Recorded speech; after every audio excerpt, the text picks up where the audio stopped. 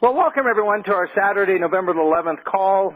Let us all remember that today reference Remembrance Day and, of course, Veterans Day in the U.S. And you know what? It's a day that when you do your own research and you respect all of those that are supporting and sacrificing and doing the things to give us the freedom we have, it's just one that we all have to just share our hearts with others. And remember that number 111111 was the day and the time and the minute, the 11th hour, the 11th day, the 11th month when, you know, armistice was signed, and that was when it became effective that World War I and the agreement between the United Allied Forces with Germany. So I just want to reference that just to say thank you for all of our service people and what they do for us to let us do what we do on these calls. And we're just excited today, my wife Nancy and I, to share with you a concept that really comes together as a result of the third part of our series. And so let me just make reference. I thank you all for joining me today. You know, our first reference part of this journey on this training was on October 29th when we referred to getting out of the back seat. So if you want to go to valentuscalls.com and re-listen to that, it'll lead to the second part, which was November 6th, which was Finish What We Started, which refers to, you know, hearing the music, hearing the lyrics, and tying it all together. And then today, the topic is really, are you a Pied Piper? And what that means in terms of you as a leader. So we're looking forward to sharing. Nancy, if you just want to make sure you're on the call so that I know you're in Winnipeg and I'm here in Kenora. Nancy, are you on the call? Yes, I am, Don. I'm here listening. Okay, welcome. Looking forward to sharing, honey. So one of the things that's exciting to us is that, you know what, we recognize some of the mistakes we've made along the way. And on this Saturday training, we want to just kind of cover some of the things that you as a leader, a potential leader, should recognize right out of the gate. So it's kind of like a getting started training without, you know, going into the basics of how the plan works and what it means to get from point A to B. But what we want to do is we want to represent on this call you. We want to talk a lot about you and what it's going to take for you to become that leader, that person that people are going to want to follow.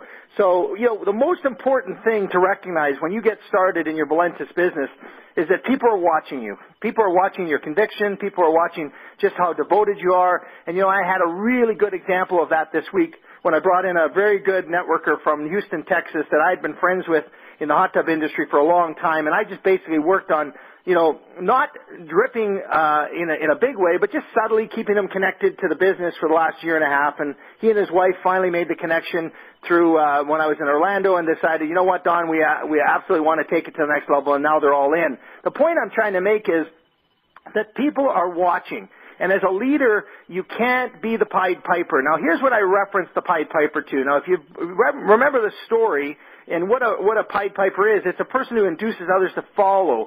Somebody who imitates or goes on basically falsely and misleading and overpromising. So that's what a Pied Piper is to me. You know, of course, the story is where, you know, off to the cliff you go and you jump off and, you know, sayonara, you go. You're done. But you know what? That's a lot of us in our early days in our network business. We don't really know what it takes to be able to help our folks, so we don't connect them to our upline. We don't connect them to the system. We don't connect them to valentuscalls.com.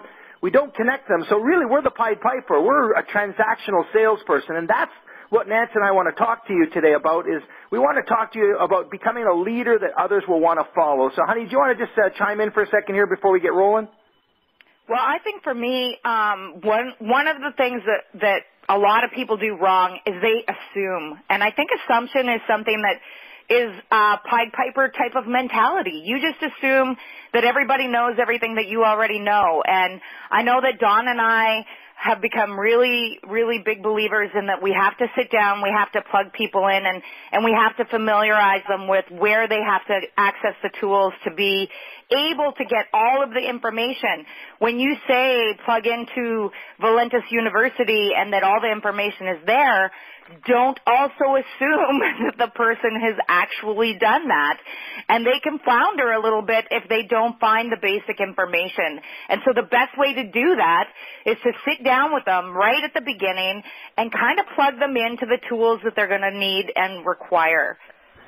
And there are some basic tools, and the basic tools that we've discussed in those two calls that I made reference to, October 29th and November 6th, that we won't go over today, but the common theme, though, is to get that why down and really understand emotionally your connection with your new person on why they want to do this. So we cover that in those other two calls, but what I want to say to you is that to be that effective leader, and ultimately when you join us on this journey, if we aren't really giving you the information out of the gate, we're just letting you jump off that cliff, and we're wondering why you quit, or 30 days later, or 45 days days later you say, well, this didn't work, it's because you failed them. You didn't allow them to really look in the mirror and see who they could become by showing them who you have become.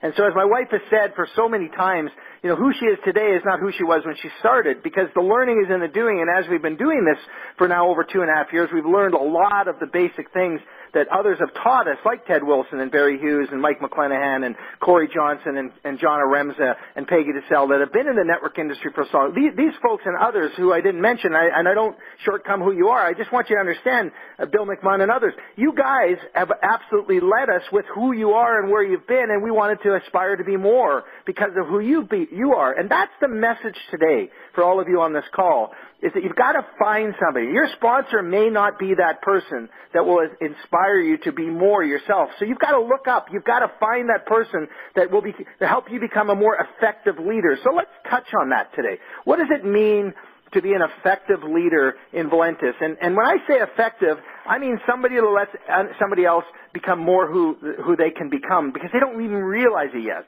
So the first thing, the first nugget in becoming an effective leader for all of us on this call is the trust factor. And so if I'm a transactional salesman, if I'm selling you something, I'm looking for a commission, period. That's it. I'm a transactional salesman. The trust was in the moment. The trust was in the relationship I built during the sales transaction, and I actually don't really look for a whole lot. At least the bad salesmen don't look for a whole lot after the transaction. The good salespeople in the world out there are actually building a relationship looking for referrals. So we all know those people. We all know those people that have sold us insurance or cars or our houses or whatever. And that relationship didn't stop at the transaction. That relationship continued through a process of us either maybe reviewing how the sale went and reviewing our satisfaction and filling in the blanks. And we ultimately start to trust that person, and then we're comfortable giving them referrals. One of the worst things that you could do is not build a trust in somebody and ask them for names. That does not get you anywhere. In fact, all you are now is kind of like the slick salesman that they see right through. So let's talk about trust for a second and what that really means. If they trust you, they will follow you. And that Pied Piper, unfortunately, took those folks and those mice or rats or whatever, and they went off the cliff because they thought they trusted them, right? And off they went and boofed to their death. Now, folks, if they follow you because they trust you, you have to have the commitment. If you can show the commitment that you're all in, you're all here, you're accountable to what we're doing at Valentus, then let them follow you. If you're not right now all in, if you're not ready to make the commitment to the next 12 months and 5 years with our Valentus journey and the expansion and the growth that Dave has got planned for us, well then, you know what? How could they trust you? You're a transactional salesman. We want you to make the commitment. If you can make the commitment, I promise you they will follow you. See, leading means to demonstrate you have integrity. Your integrity has to come from your willingness to share what you believe in truly with all your heart. You have to be consistent. You have to be reliable, and you have to be somebody that they can look at you with open arms and say, you know what, I want to be like you. I see what you are, and you're walking the talk. There's so many of us out there that are transactionally building our business, and I want you all to start walking the talk. And that's kind of what Nancy and I do. So, Nancy, I'll let you just touch on the trust factor here and what that means to you. Well, for me, I'd say the very biggest thing, and I've seen this time and time again, is if you want somebody to trust you, you need to trust in them.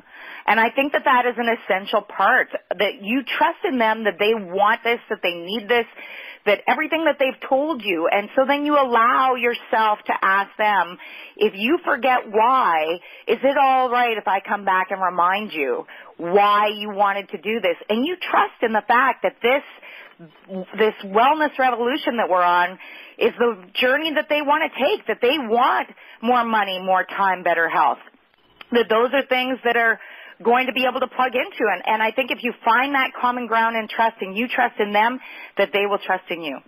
And that comes in the form of concern for others. And ultimately, that's what we have here, ladies and gentlemen, is we, as members of Valentus, as potential leaders of Valentus, our role is to have concern for others. Our role is to actually reach out and help them see what it is that they have here. It's not buying coffee and selling coffee. We are not in the weight loss business. We are not a company that is going to just promote a blood product that actually helps, the blood flow better. That's a combination of what we have in our toolbox, no question about it. But ultimately, we are on a wellness journey, and that wellness takes the form of more time, more money, better health. You need to find your place inside those three that you can hang your hat on, and you have to become compassionate about that. that. And that's the second piece of what you need to build in yourself to become a good leader. If you can become compassionate, you can have the compassion for others, they will follow you. If you really, really, really care for their success and you engage and show them how to be productive and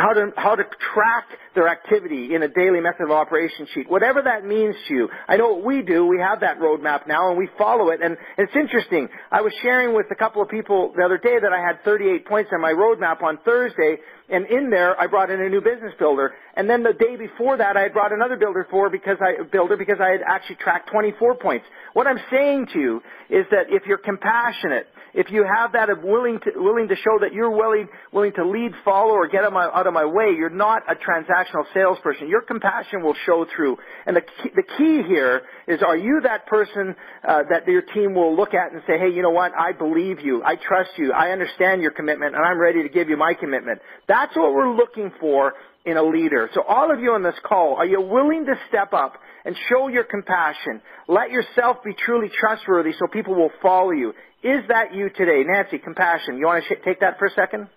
Well, I love this quote. I don't think of myself as a role model. I do try and live in a compassionate, considerate, and positive way. The only advice I can offer is to find what you love to do, find the joy in it, and express yourself through passion. And I think that's what I do every day. If there's anyone that has lost their way, for me, I just think of myself as being a very positive person, and I try and tell everybody to plug into that, because we've all heard for every negative you need 10 positives. And so make sure that you're not sitting on a call with somebody that's commiserating with you in negativity and going, you're right, I agree. Instead, they're going, well, you know, I kind of like it this way, and somebody that points out that silver lining. And I like to call those people in my life rainbow brights. Like, you need those people that are compassionate and positive and considerate, and that no matter what are going to lift you up, and they're going to do that with their passion. That speaks volumes to me. Well, you know, Nancy, and when I see you post pictures and profile pictures, I mean, you know, most of what you share is just passion and compassion. And ultimately, the posture is so important to develop throughout your leadership journey, each and every one of you, because as Nancy said, you got to find something in what we do and become, you know, compassionate about it. You need to focus on some component of the why of what is it about more time that I need? Why do I need more money? Why do I need better health? And focus on that so that you can actually attract some people to your why, because you'll align yourself and they will follow you. It's very important for you to recognize that. Now, the third thing, which is really important for all of us, is the stability factor. You see, people are watching you, as I said. They're watching you on this journey. They've been watching you for 2 years, 3 years, 6 months, 1 month, whatever it is. You came to them with a transaction. You offered them a chance to make more money, and they said no. They didn't say no to you. They said no to themselves, because obviously they didn't see they had the confidence, or they were skeptical, or they just weren't ready at this time. We know now that no doesn't mean never. We know now that we can move on and come back and follow up with them. But what they're looking for is the stability. If you want to be a leader in Valentus, if you truly want to have people follow you on this journey, it's not following you for you to make the money. It's following you because they see in you a stable, secure strength and support, and they have peace with the fact they will align themselves with you. If they can align themselves with you on this journey, you can have a chance to help them be successful.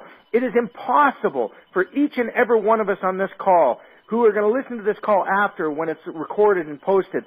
You cannot expect people to be successful if you've never shown them your trust. You haven't shown them your compassion and your passion for others, and that you are stable, secure, and all in here. Why would I join you on this journey if I see a wishy-washy person who absolutely really doesn't know why they're even here? What is it they're doing? What is it about this opportunity that they like best? They haven't shared anything with me. That lack of stability will not let them have any success. So I encourage you not to sponsor anybody until you have those three things in your heart, in your mind, and ready to go. Are you stable? Are you secure? Are you full of strength? Have you filled your bucket with information from these incredible leaders across Valentus on valentuscalls.com? Are you listening to the calls over and over again? Are you willing to finish what you started? Folks, many of us started a year ago, 2 years ago, and we are really waffling out there. Well, we've reset our business. We're sponsoring new business. We're bringing in a whole pile of new people. We're having so much fun. We're getting in there and doing a lot more planning sessions with our people because we want to finish what we started. And you know what? When I think about getting out of the back seat, it's that listening to the music. It's that ability to hear in what we are taught by these great leaders what it is that works. And don't let it go in one ear and out the other. I see it all the time. I'm actually putting my team on the table in front of others now and letting them see that they have not been hearing the lyrics. As Daniel King is producing and out there singing incredible songs with Jordan, her boyfriend, I mean, we're so proud of them. But the music that they say, the words mean something. It's the words that mean something. This business is so important for you to realize it's not a transaction. It's the compassion. It's the trust and the stability. Nancy, what is stability in our business and how we focus on our security, strength, support, and peace that means to you? Well, to me, stability is a lot about posture. I've heard John Haremza and a lot of other leaders say on a regular basis, in every conversation that you have with somebody, somebody's buying and somebody is selling in a roundabout way. And when I say that, what I mean is if you don't have the posture and the belief in what you're doing and where you're going, then another person can be able to waver you in what you have to say. And that stability comes from your knowledge and knowing that we are not a Me Too company, that our products are incredible, and that we are backed up by an incredible CEO that has nothing but passion and the best interests of his people at mind. And that stability there of being debt-free and having this incredible opportunity allows me to stand in front of people on a regular basis and talk with passion all the time. And I believe stability to me has a lot to do with posture.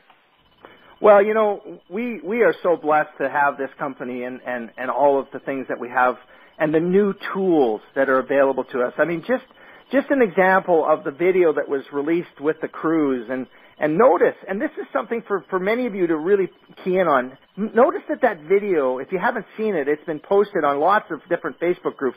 It was the cruise reward trip that many of us were on, but notice that it wasn't about money. The message from all of the leaders was not about money. It was about team. It was about passion, stability, compassion, and trust, and that we enjoy being with the people that we're with, and that we're on this journey together. You know that video, at first my light bulb didn't go on. When Dave showed it to me and said, Don, what do you think? I said, you know what, Dave, I get it, I see it, and I didn't really go and jump up and down, but after I physically saw it, I started to jump up and down because it all came together. And I realized once again who we have at the top of our company. Our CEO is not about the money. He's about making this a better way for so many more people. And that's why Nancy and I are out there hugging the world a better way, hugging the world one cup at a time. We believe with all our heart that there is good security, strength, support, and peace here. So the fourth thing out of the four, which we'll go on to now, is hope.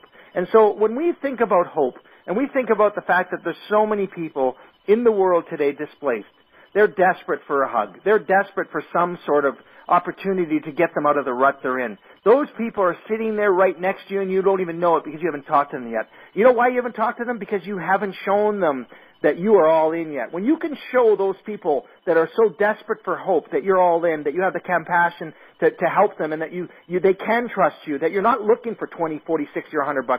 Folks, that is absolutely the last thing on your mind is the transaction. When they realize that you're here to help them, that you can give them hope, people will follow you. You know what people want when it comes to the hope? They want a future. People want to know that there is a future and a direction for this company. And our CEO and the leaders in this company are out there constantly talking about the future, talking about where we're going, because it's the most important thing for us to do is to give people hope. You know, think about it.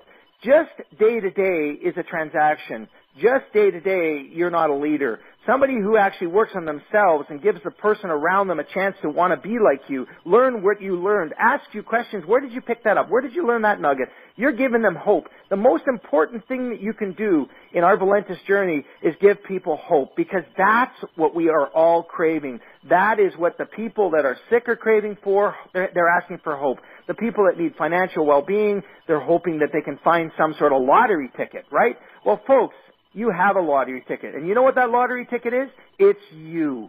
You are a leader. You have ability to let people follow you. And when those folks start following you, I promise you, your lottery ticket is sitting in your pocket and you can cash it in. Because if you become a better person that gives hope, stability, compassion, and they trust you, you will have an organization that will travel the world with you. And as I describe it, they'll fill the 4 canoes on your journey. That's what you're looking for as 4 leaders. Nancy, what does hope mean to you?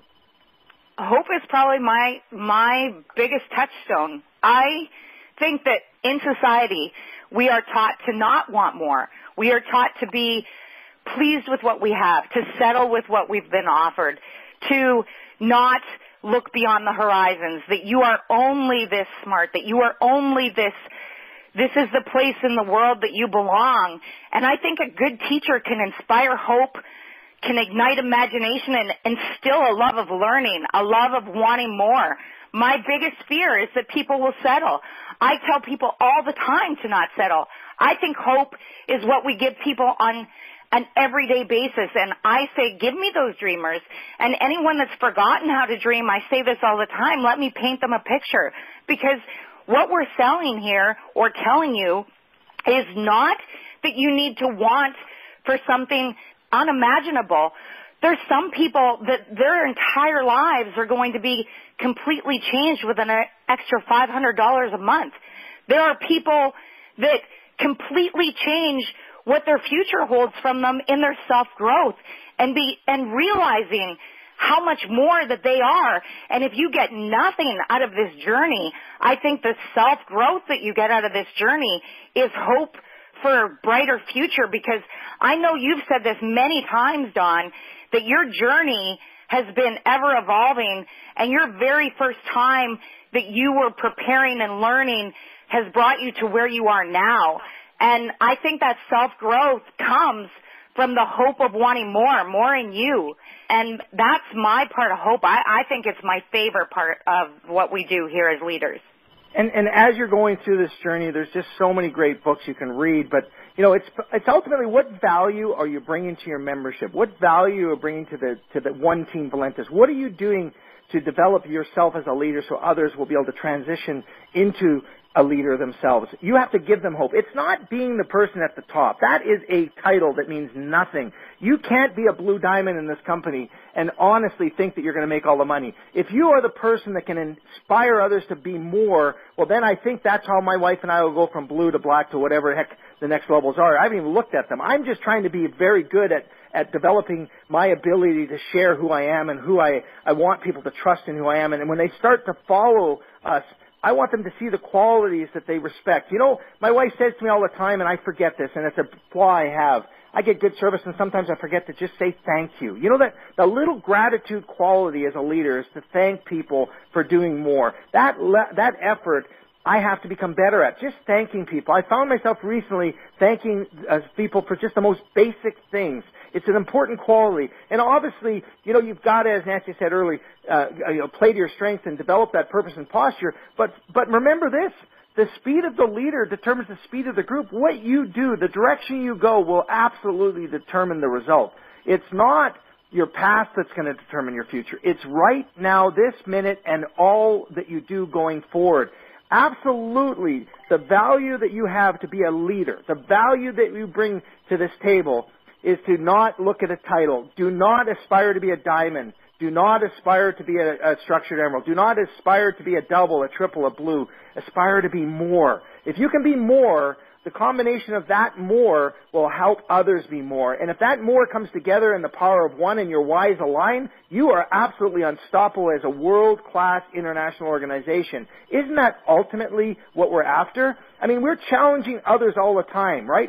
We have to. That's how we are successful. If it's Don Carson at the front of the group every time, I'm not going to actually grow. If I have the others on our team and the others on this call learning to be more, your challenge that we set all of you is to do more, have more, and give more. There are some secrets here which I'll share, but I'm going to let Nancy just touch on the final thought around those 4 nuggets that we've covered today. Well, I thought it was a really good subject matter. I also love this quote. It says, where there's no vision, there's no hope. And I can't think of somebody that has better vision than our CEO, Dave Jordan. He has been a visionary from the get-go. He has brought this company to a place for everybody. He is truly here for all of us. And I think that vision is an important part of hope, and I am absolutely so excited about what he has coming down the pipeline for us. He is always keeping everything fresh and exciting for everyone. The testimonials that are coming back with our latest release of the Prevail Max and the K9 have been incredibly exciting. And I love that we have this visionary leader that's taking us along on this journey. I think that gives me the hope that I know that this company has got nothing but boundless futures of this wellness revolution, and we are all going to get well and get paid. We get paid to get well, which is incredible, and we're earning more time, which what could you ask for? It's the trifactor. So here's the final thoughts around our call today, the secret to being a good leader. Are you ready? What is it that you need out of this call? And if you've been writing notes, I congratulate you, because pen to paper is the key, folks. That's the lyrics.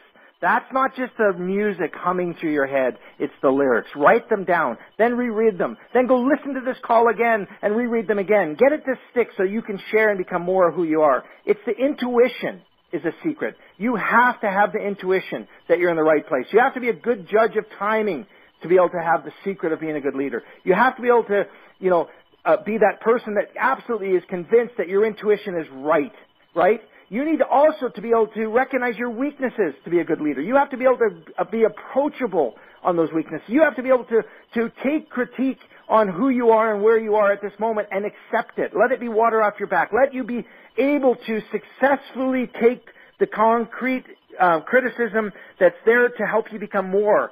Those weaknesses that you share with others will let you be a better leader. Your intuition that you're in the right place will let you be a better leader. And you have to be tough, folks. If you're going to be a little tougher than you have been now, and if you give them always what they want rather than what they need, that's not being tough. You need to demand accountability. You need to make sure that if they're going to be accountable, then you'll be available to them. That's where you've got to be tough.